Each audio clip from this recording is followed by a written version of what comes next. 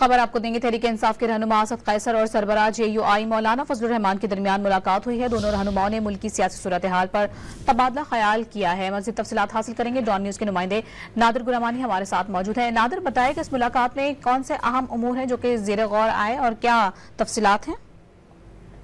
دیکھیں، یہ اہم ملاقات ہے مولانا فضل الرحمان کے حوالے سے جو تحریک انصاف کے تحفظات ہے۔ اس کے بعد اب اسد قیصر نے ملاقات کی ہے مولانا فضل الرحمان سے، اور اس ملاقات میں بجٹ کے حوالے سے بھی معاملات جو ہیں وہ زیر غور آئے، اور اسی کے ساتھ ساتھ صوبے میں امن امان کے حوالے سے جو فوجی آپریشن کا ایک مسئلہ تھا یا اس حوالے سے جو حکومت کا فیصلہ سامنے آیا ہے اس پر بھی بات ہوئی ہے۔ لیکن اس میں جو اہم فیصلہ سامنے آیا ہے وہ یہ ہے کہ دونوں جماعتوں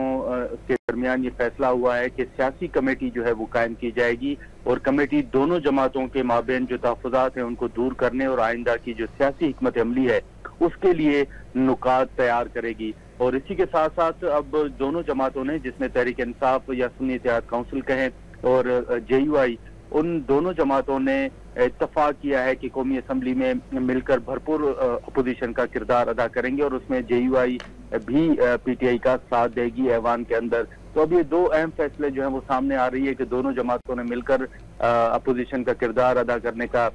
فیصلہ کیا ہے، اور ساتھ ہی ساتھ جو تحریک انصاف اور مولانا فضل الرحمان کے درمیان جو تحفظات ہیں ان کو دور کرنے کے لیے ایک سیاسی کمیٹی تشکیل دینے کا فیصلہ کیا گیا ہے، اور وہ کمیٹی اب